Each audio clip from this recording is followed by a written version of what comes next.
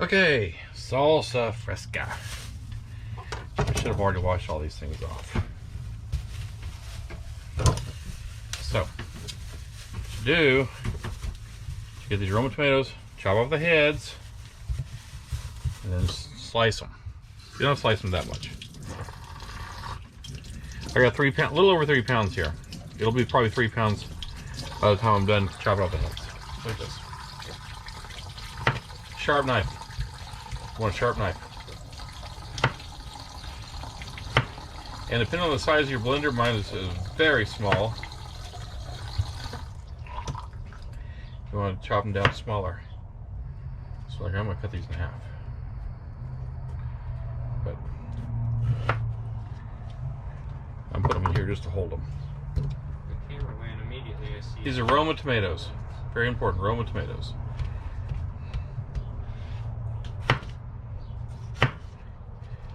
The sharper the knife, the less chance you have to cut yourself, because you're not fighting to cut through the food.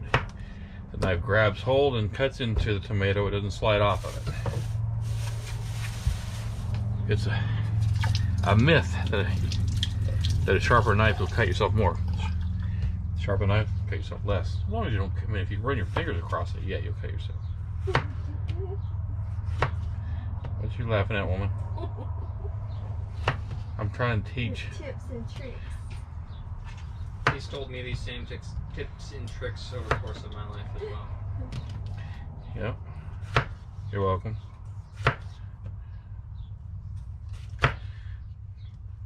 All right, so just go through and just cut all these down.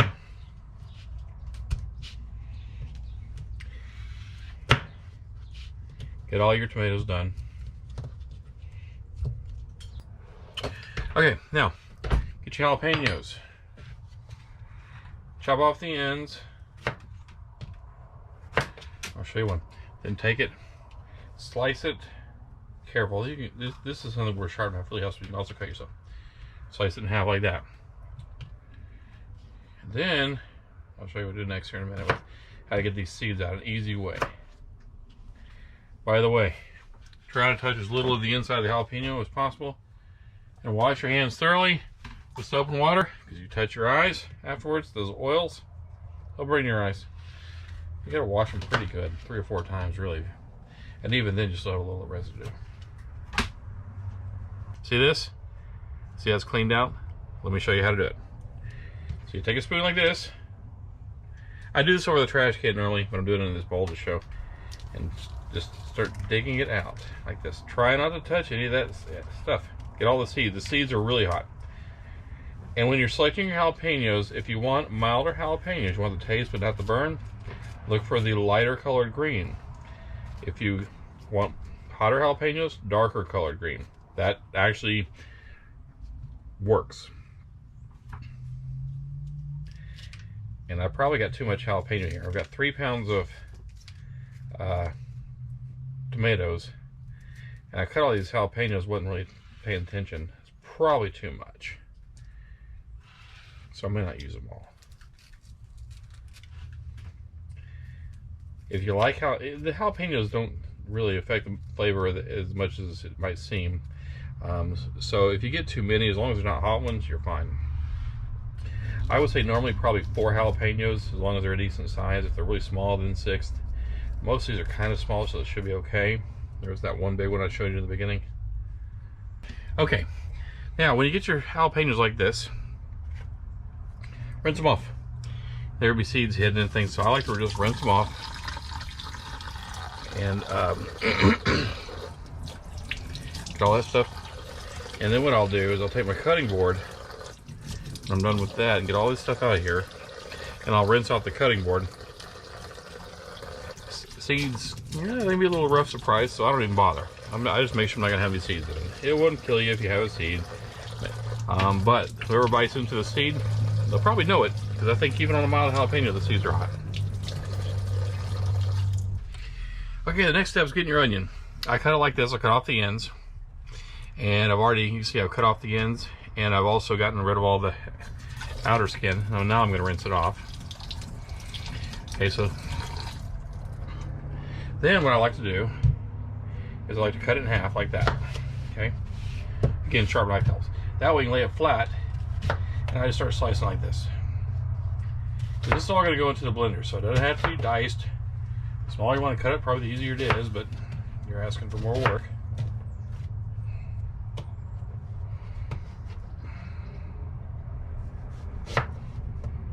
You can always do this if you want. That's an easy extra little cut to make it all fit in the blender a little better, because I've got a very small blender. You'll see in a minute. I wouldn't even call it a blender. Okay, that's actually more than enough. You only need to use about 2/3 of it. Unless you want it really oniony. That's enough. Okay, now, the cilantro. You can do this one of two ways. You can either chop the cilantro, and it can be the size that you chop it. You'll still need to chop it down some, but if you choose not to do that, you can just get it chopped down some and then put it in the blender and let the blender do the work. I've done it both ways. If you chop it down, if you let the blender do it, it'll get it pretty fine, and it might turn your salsa a little greenish, especially with that much jalapeno. Always rinse off your cilantro, and a lot of times you can feel the dirt in it. This is from Walmart. Walmart's pretty good. It seems like it's clean, but I've got it in other places, and you can feel the dirt. So what I do, I don't use the stems. This one's actually pretty good. It seems like the stems are and the leaves are pretty far down. There'll be a little overlap. Sometimes you get, and it's okay to get the stems. It's not bad. It's just the thick. Maybe the texture isn't the greatest. This is a lot of cilantro for this. So here's what I do. This is not my good knife for this. A lot of stems right here. I was just trying to find it and I didn't know what link to go for. So I'll start just hammering down on it almost. I'll do this with my bigger knives.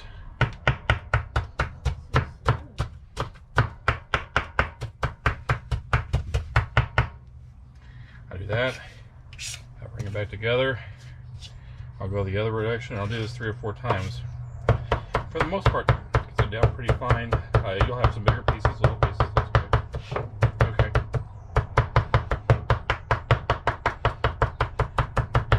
With a good sharp knife, this does cut it. It doesn't. You don't have to slice through it. So what you want to do, I probably need to cut these jalapenos down in size a little bit.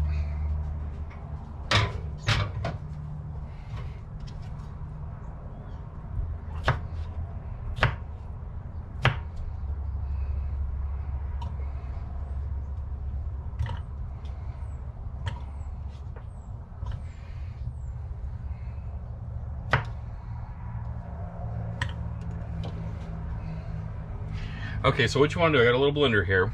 I just cut the jalapenos down in size a little bit. You want to do some jalapeno with the tomato, and keep doing as much tomato as you can with it.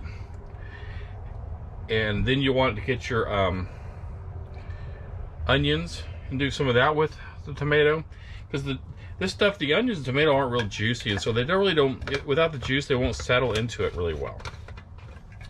And you're trying to get all this stuff to settle down the bottom where the blade is.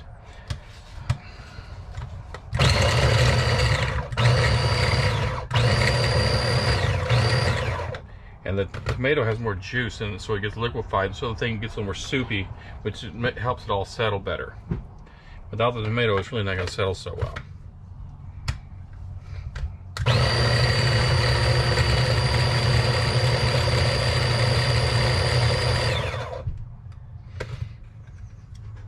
And no, it's not going to be the color that you're looking for, because it's pink right now. It's not pink right now, it's greenish. That's okay. You might be able to do a lot more at once in a big old blender. I have to do little steps like this, a little bit at a time. That's okay, I love this thing, because it's small. We need a small thing. So, you just saw me do a little bit of that stuff. Now let's throw a little, it's probably best to put the tomato in first a little bit. That worked out pretty well with the jalapeno. Sometimes if you don't have the tomato in first, it'll fight letting all the stuff settle down into it. Now we're gonna do a little onion.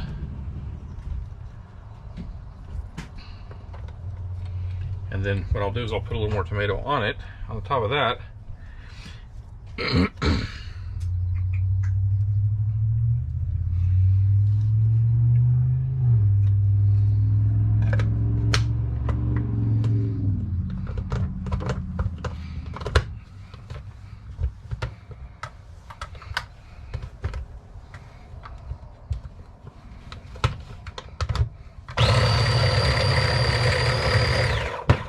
Do that sometimes, get it settled. Even on a regular blender, you sometimes have to do that.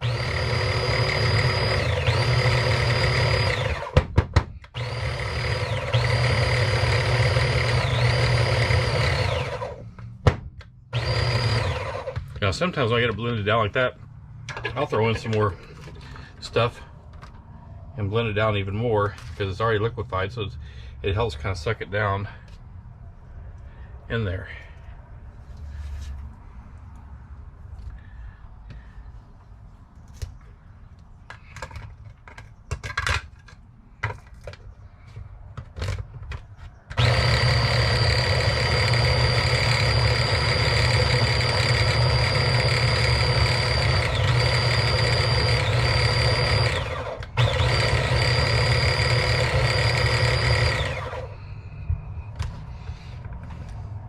And here's what it looks like. It looks kind of like a smoothie, really. Okay, it looks like a smoothie. This is not a chunky salsa.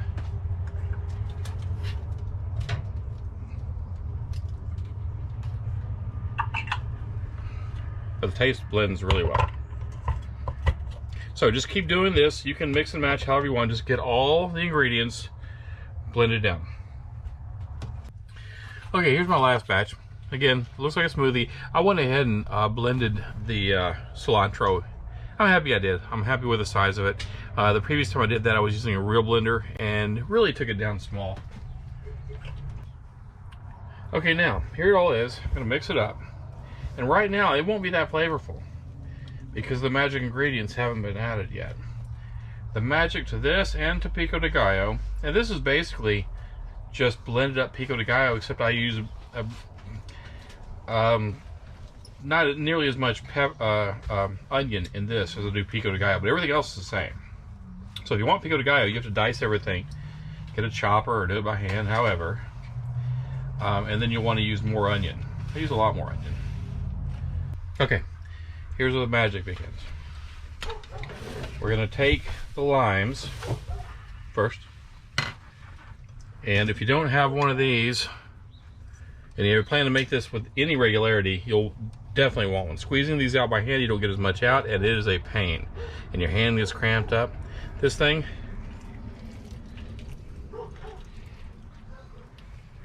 look at that. It gets all the juice out. So, I'm gonna start. Your mom doesn't like as much lime. Nope. I like it pretty limey. I don't like it. It's too limey. So, I'm going to start off with 2 full limes, which I'll end up putting more in. And she's not going to have any of this, so I can have all I want. But I would say start off with 2 full limes. I've actually sliced in half 3. You're cutting the limes in half, and put the limes face down into this. Okay. Not like this. That looks nice, but that's not how you do it. Not how I do it anyway. Down like this. Have the juice aiming down to the holes. There. Okay, so this is kind of a big batch. So I started off with 2 limes. I could put 3, could be even 4. It depends on how much juice in the limes. Those were fairly juicy. And I'm gonna start off with 2 tablespoons. Nope. 2 teaspoons of salt. Because this is a little bigger batch, it'll take more. But this is something you mix it up and you just try it out and see what you think. If you want more or less. Okay. So I'm starting off gently.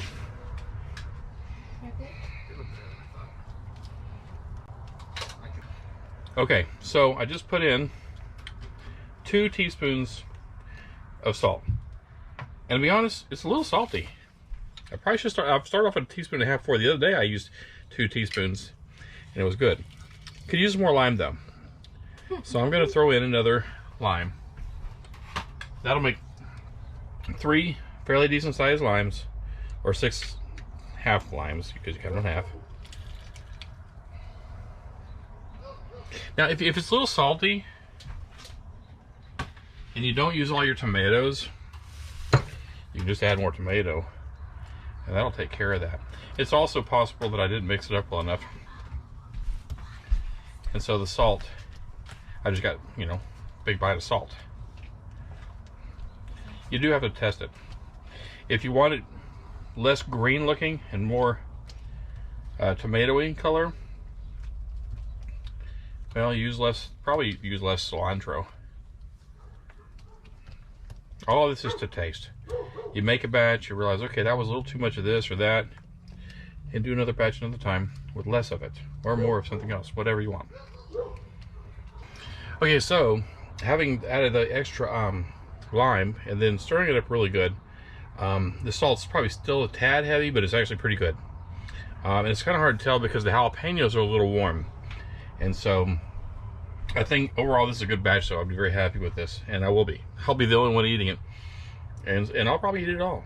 So that's how you make it. I can't think of anything that I left out.